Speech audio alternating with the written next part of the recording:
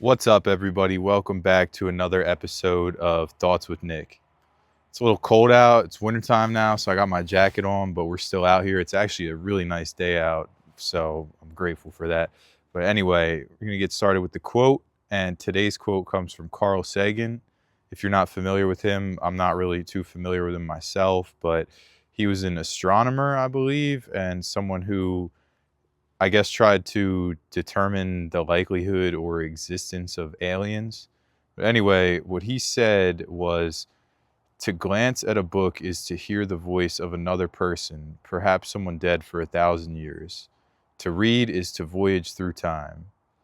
And honestly, I feel like that really encapsulates a lot of my thoughts about reading and some of the reasons why I enjoy reading so much because I feel like it gives you an insight into what was going on in different people's lives at different points throughout history, all that kind of stuff. And it's just really interesting because while we're here in this lifetime, you can only experience your own experience. So to gain perspective of other people through their works and all that, I don't know. I enjoy it, but that's kind of the point of today's video, I guess, is I know I mentioned it before, but I do a decent amount of reading. And now that we're wrapping up the year, I wanted to touch on a couple books. Well, three books rather, not a couple, which is two. Anyway, three books that I read throughout this year that kind of stood out to me the most, that made me think, that I appreciated and enjoyed reading. I couldn't stop turning the pages, whatever the case may be. So anyway, we'll start with the first one, which is actually one of the first books I read this year. It's called Ultra Processed People by Chris Van Tulleken. And it's all about diet and the food that we eat, as kind of implied by the name. And I really liked this one because it kind of challenged some of my beliefs that I already had about diet and exercise. And I'm a fairly active person. I try to watch what I eat.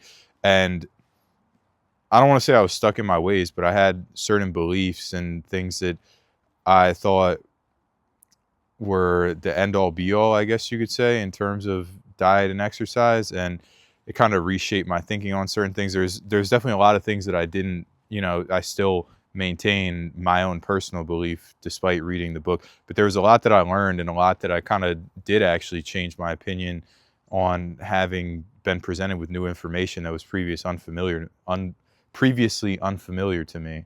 And anyway, the book was largely about ultra processed foods and just the ingredients that are in things within our diet, and how snacking has become so prevalent. People don't eat full meals. Well, overeat, don't eat enough, and then end up snacking on stuff that's bad for you. A whole bunch of different stuff goes on.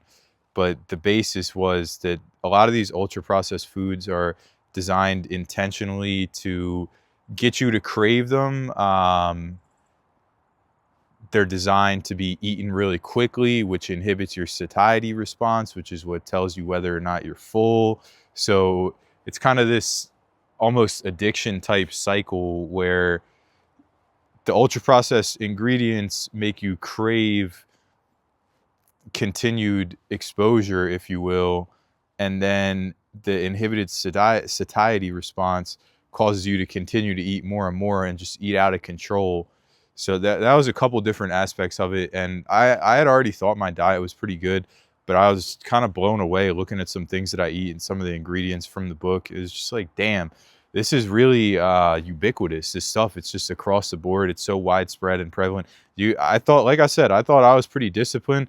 I had to redouble my efforts, and I, continue to do so with more and more exposure to information. But this one, it was really quite profound. There was one, just to give you, I guess, a little snapshot of the depravity of some of these corporations. Like, one thing that it touched on in the book that I was like, are you fucking kidding me? That's just so diabolical. And I want to say evil. I don't know if that's too far. I'll let you be the judge of that. But anyway, this is Nestle, the Nestle corporation, company, whatever, conglomerate, whatever you want to call it. But there was indigenous, I guess you could say, population. I forget what country it was. I want to say Brazil. I'm inclined to say Brazil, somewhere Yeah, I could be misspeaking. It's been a little while since I read the book, but point being, this company took a boat. They got a big ass boat and they put it on the river and they sent it up and down the river, and all the indigenous people got this exposure for the first time to first world foods, so to speak. Even though, never mind, they got exposure to ultra processed foods, we'll say it that way. And before, previously, all they had was like living off the land type stuff, super poor, destitute type people. And then this boat comes through, and this is all intentional. It's by design. It gets them addicted at first exposure to all these ultra processed foods. And then there you go, customer for life. And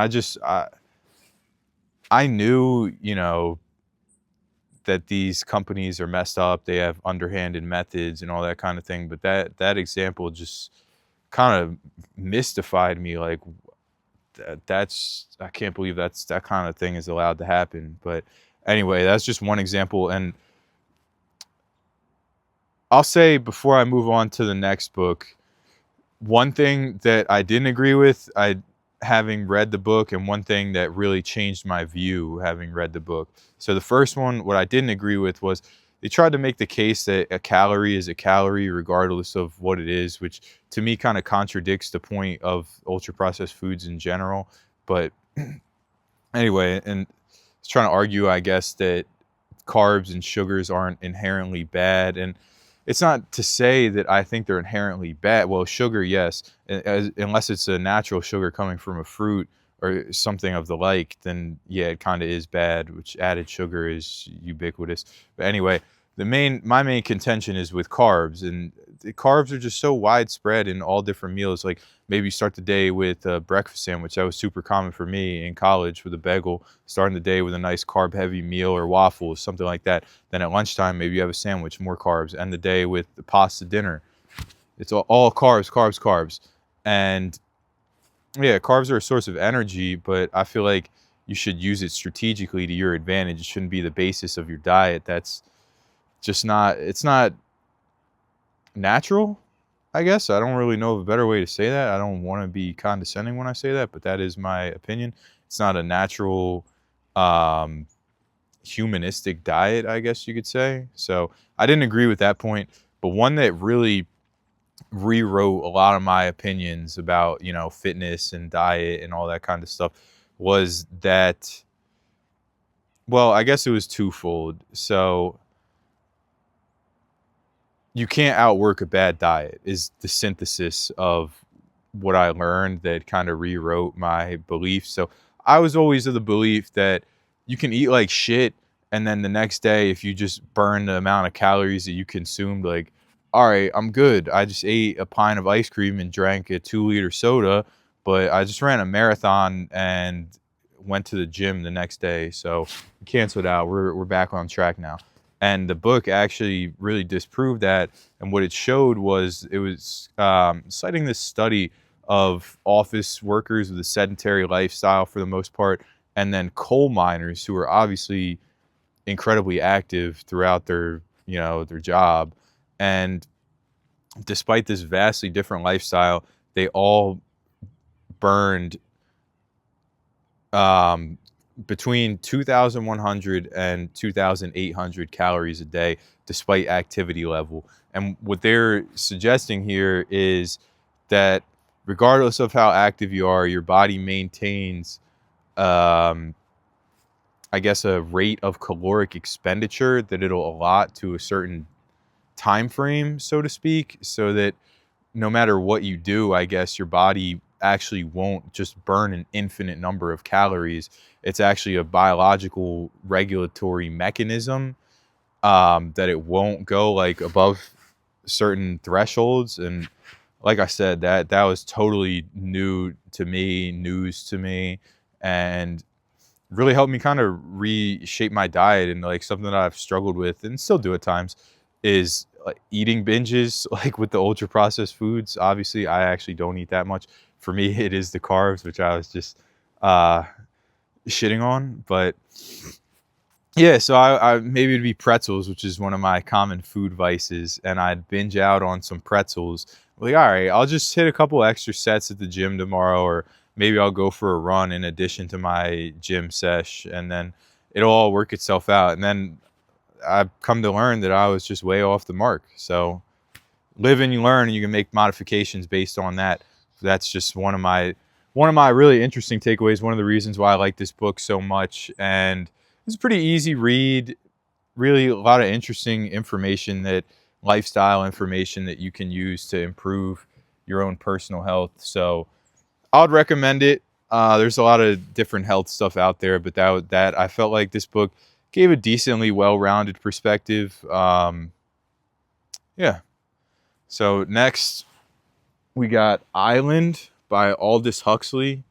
And if you're not familiar with Huxley, he was pretty, I would say, I think he was pretty famous. I guess it's all relative, but really interesting, kind of somewhat eccentric guy from the last century. And I've read a bunch of his books. He's one of my more favorite authors, I would say, at this present moment.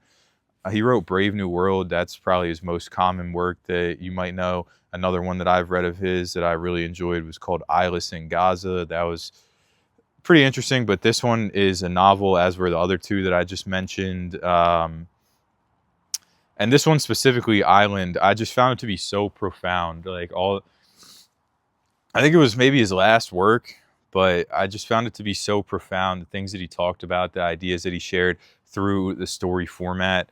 And just to briefly summarize without any spoilers or anything, the main character is this dude. Damn, I actually just read this and I'm blanking on the name of the guy. I remember like the side characters as Will. I think his name was Will. Yeah. All right, I got it. Just took me a second.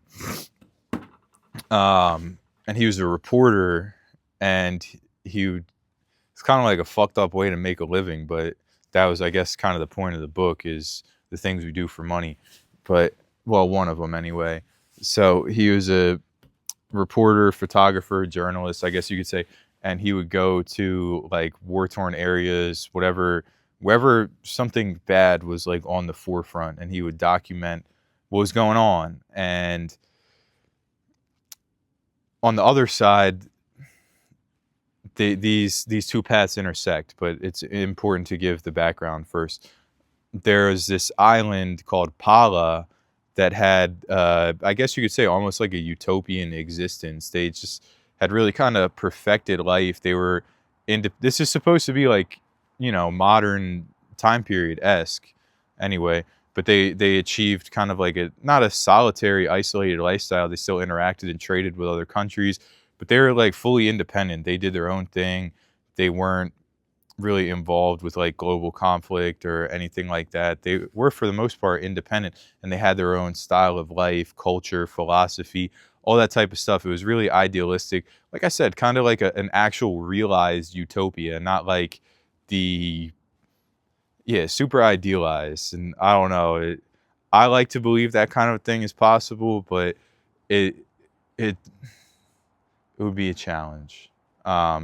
Anyway, long story short, the guy Will ends up on this island, and his boss for this company that is journalism for is like an oil baron type dude, and this island has oil, so he's on like a secret mission to try and exploit their oil resources because they're not making use of them because they have no need. I don't know. It was just like this utopian island that lived not like behind the times, but I guess you could call it that, a lifestyle that was anti-materialistic. That's like the best way I could say it. Way more spiritual, all that kind of thing. And so his goal, his secret mission was to kind of exploit their resources. And when he gets there, he's met with the kid. He's a kid, but he's about to be 18, so he's getting ready to become the ruler of the kingdom Pala.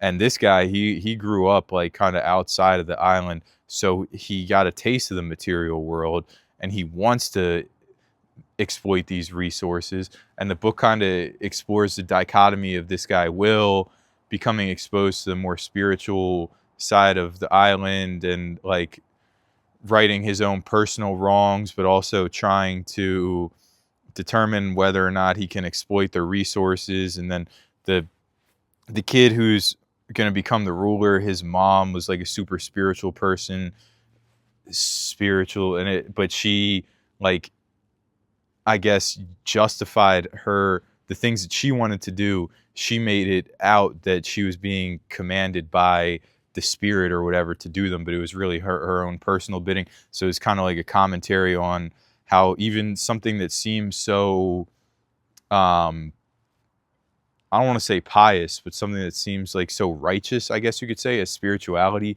can become corrupted. And that's really what this book was. It was like a social commentary on a lot of different things, like spirituality, which I just mentioned, political systems. Can a utopia be realized in the modern world of global interdependence? All this different stuff. And it was just really thought-provoking, fascinating book. And, you know, for a novel, that's really all you could ask for, is something that is a page turner of a story, but it also makes you, like, really engages your mind. It's not just kind of like window dressing. It's not just a face value, oh wow, that was a good read, you know, whatever. Nah, it actually kind of gets you thinking about some of the bigger things, which is really, I think, some of the goal of the best pieces of literature, is to tell a really fascinating, interesting story, but also compel the reader to kind of take something away, take away a deeper meaning, a deeper teaching, or just, nah, that's not the right thing. Not take away a deeper teaching, but take away, I guess, like, something that they can think on and come to their own conclusions, right? It just kind of introduces and seeds an idea, and then from there the reader can take the next steps and determine their own thinking and philosophy. And this one, Island, this might be like my top recommendation from the whole year. I would highly recommend checking it out if you're at all interested in what I said. And it was a page turner. I read it in like a week, or probably even less, probably like 5 days, and maybe a week, whatever. It really doesn't matter. So anyway, the final book from this year, this one is actually one of the most recent books that I finished up, The Essential Jung, Carl Jung. And I've heard a lot about him peripherally. I was familiar with him anecdotally, but I never read any of his actual works, thoughts, philosophy. And this book is excerpts from his works throughout his life, throughout his career, transcriptions of speeches that he gave, all that kind of stuff, compiled to kind of give an overview of his philosophy in a way that's relatively digestible for the previously unexposed reader. And I loved it. I loved his ideas. I loved what he was presenting. A lot of this stuff, you know, is from like 1900 all the way through the 1950s. And it just felt so modern, which, that's not a super long time ago. But I really felt like it was just speaking to a lot of the things of today. And it was just so profound. I know I've been saying that a bunch of times this video. This one, I will admit, wasn't quite as easy a read as the other two. I didn't think it was a difficult read per se, but I like to sometimes cut my books with other books, if that makes sense. So like, this is kind of some heavy philosophy at certain points, so I'll cut it with something like this for a couple chapters, read like 100 pages of Jung and then mix in 50 pages of a novel or something like that, just to make sure I don't end up getting bored or tired with the material that can be a little heavy at times. But anyway, I thoroughly enjoyed this book. I learned a lot. Jung was like a contemporary of Freud. They were close friends, associates at one point, and then ended up becoming rivals. Freud, if he's probably the one you've heard of more often, maybe, hopefully not. I don't agree with his teachings or ideology. I think he was, I don't want to say a charlatan, but I think I said enough already. Anyway, some of the major points in this Jung book that I took away was some of his thoughts about neurosis and how it can be brought on by encountering a problem that seems insurmountable, and it sets you back mentally to the past really difficult situation that you were in.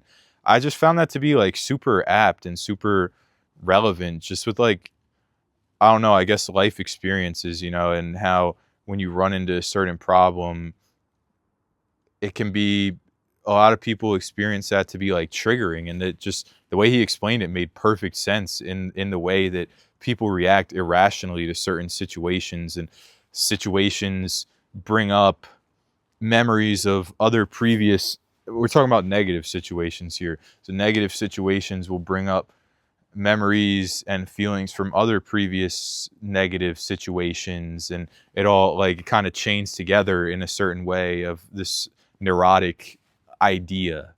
And I don't know, I was just like, wow, that makes so much sense, that it those experiences can, not, I don't want to say infantilize your mindset, but cause almost like a mental regression, so to speak, temporary. It's not, this is, we're not talking about something permanent, but a temporary mental regression.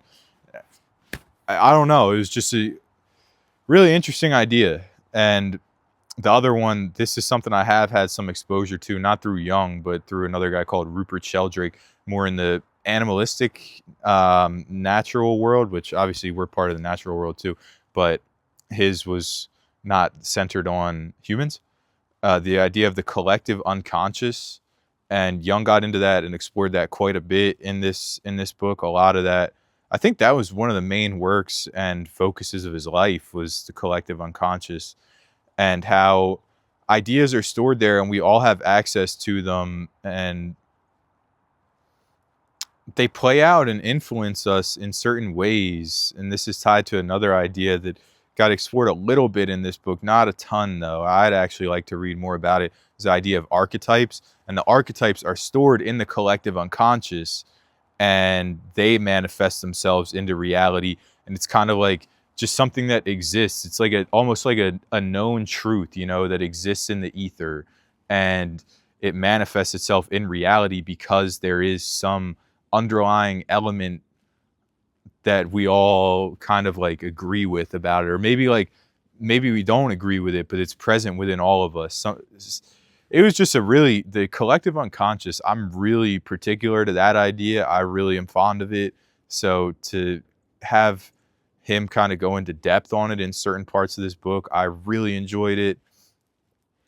Like I said, I'd like to know more about the archetypes. Another thing Jung talked about a bit in this book was the idea of the shadow, which is like the reverse side of yourself, so to speak, that everyone has, and that you can't let it atrophy. You can't try to suppress it. It's always going to be a part of you, just like your shadow.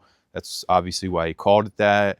And you have to do what you can to integrate it into your being and accept it as a part of you, and understand that's where certain feelings may be coming from, and certain reactions, things like that.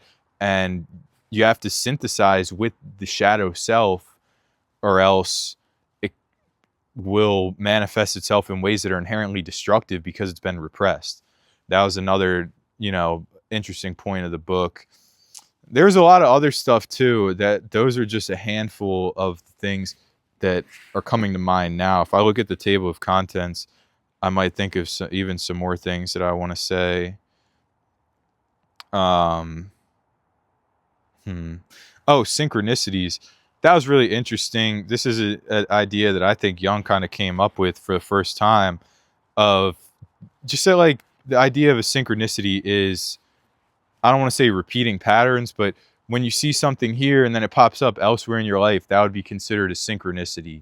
And what he, I believe, was positing is that this is a manifestation of the collective unconscious. This is, something that's somewhat divine. It should be observed, paid attention to. It means something. And I believe that too. So a lot of what Jung was saying really spoke to me, just because it kind of resonated with a lot of my existing feelings and beliefs on certain, I don't want to go as far as to say spiritual things, but kind of. So anyway, those are the three books that I really enjoyed from this year. I mean, I enjoyed pretty much all the books that I read this year, but those are 3 that I can't recommend enough. And check them out if you feel like it. Check them out. That's why I'm bringing this video to you today, to suggest that you check them out if you have the means, if you feel like it, if you want to take the time to read it. If not, that's fine too. But I learned a lot, and you can too. So thank you for taking a minute to listen to what I had to say. If you feel like it, drop a comment with your favorite book from the year, or if you do end up reading one of these books, or if you have read one of these books, drop a comment. All right, thanks guys. Bye.